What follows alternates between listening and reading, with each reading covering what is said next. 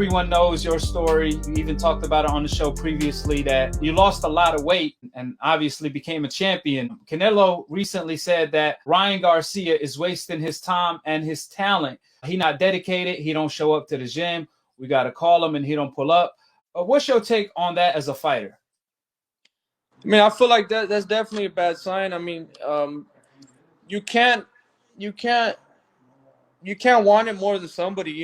If the fighter's missing days at the gym, he's doing this and that. You can't try to motivate somebody to do better for themselves. They have to motivate themselves to.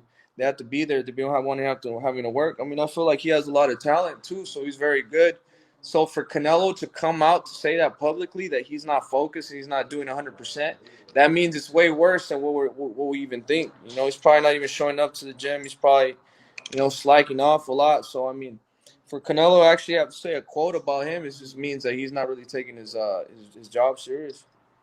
I got to ask you because I remember watching your brother growing up and your brother was about to turn pro. You was out of the picture. Like, I remember like you was a chubby kid and out of nowhere you burst out on the scene. So tell me, how did you get into the sport of boxing and what was it that sparked something in your brain and you wanted to do boxing and become a champion and be here where you are today?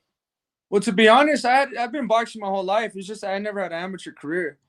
I had been boxing since I was 3 years old. So my whole life, boxing. And I only had like about 10 amateur fights, something like that. But that was because I was very overweight, you know what I mean? And my brother, I liked boxing, but I didn't really think that that's what I wanted to do, when I was a little kid. But I still, my dad still made me work my ass off. Just because I didn't know if I wanted to be a boxer the rest of my life didn't mean I didn't work hard. My dad my dad, hats off and respects to my dad because, he made us work extremely hard. But when my brother ended up getting signed, he went to California. So I'd been boxing my whole life.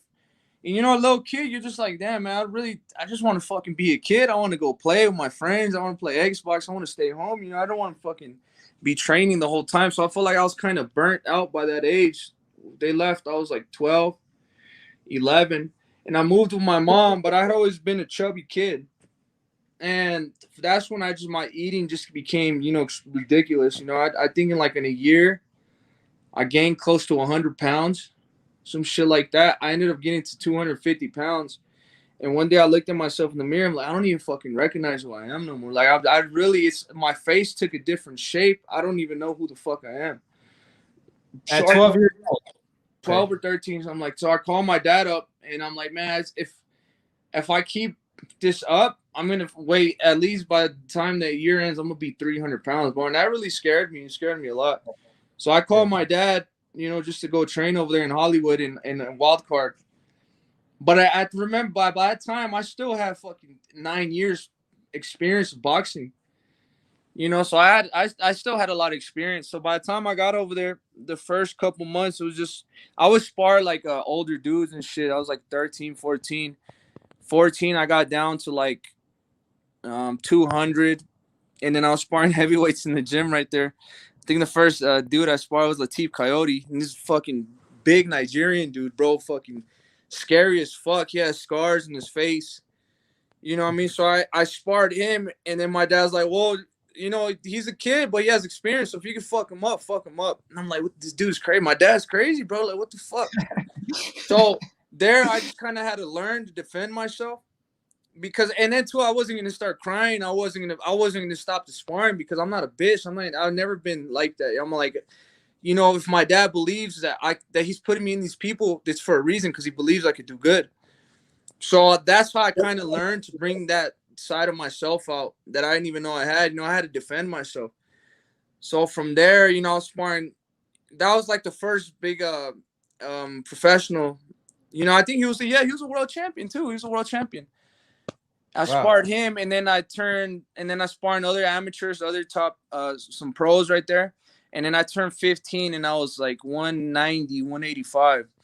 And I went to go spar Kelly Pavlik. And I surprised myself even there too, because I did amazing, bro. You know, I did really good with Kelly Pavlik, and then from there, my confidence just kept growing and growing and growing. It went from Kelly Pavlik to Peter Quillen and then I got down here to spar with Golovkin the first time. It was before he even made his HBO debut. I sparred him, and bro, we had an amazing sparring. And Abel Sanchez was like, "How old is he?" He's like 15 years old. He's like, this dude is really good. So I kept going back. Until I was like 19. That's when I stopped sparring him. But we had some amazing sparring sessions. And then from there, I sparred Zurdo Ramirez. Who else? Gabriel Rosado, Dimitri Bivol. That guy, the one that had that Artur Beterbiev beat, the one that's 175, Alex Gorski or something like that. Yeah. I sparred him. So I feel like that's really how I gained a lot of my experience, just sparring these top guys, because you know at the end of the day it's a sparring session, but these motherfuckers are trying to kill you. Like if they can knock you out, they will make an example out of you and knock you out. And I never let nobody's ever you know I've always had the best end of the sparrings all the time. You know, I've never got hurt, I've never done none, I've never did bad in any sparring session. I've always did the best. And because I've always believed in myself too, I didn't let that, me not having an amateur career, scare me or discourage me, because I knew I've always trained like this my whole life. I've always trained extremely hard. Yeah. So and just how I got to the point, man. I feel like I turned pro at 15. I started getting the fights. I started fighting better people, and my confidence started going up. My power started going up. My speed started going up. And then just the experience overall is just, now I feel like I'm in an amazing place. That's why I feel like I'm in the best place mentally and physically in my whole career. And I haven't even hit my prime yet, bro. I just turned 24 in December. So I've been through a lot, you know what I mean? But I'm still looking forward to what's left to come.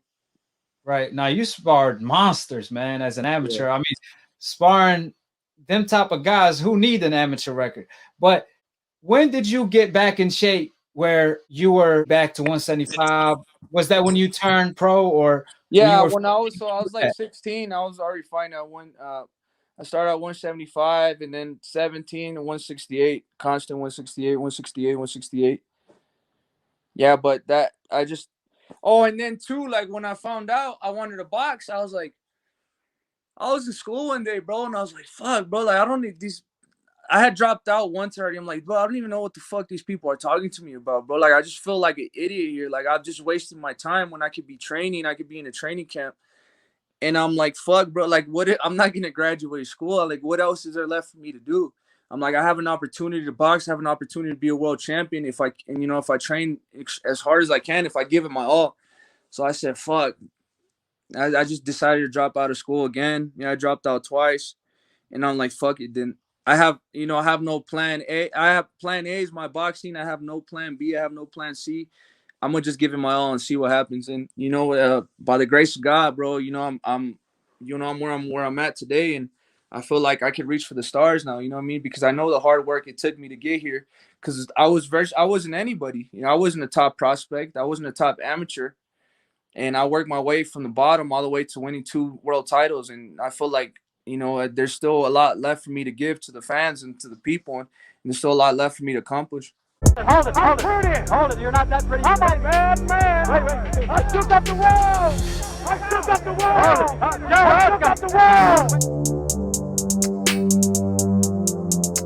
I bear witness, there's only one God, Allah, and Muhammad is his final messenger.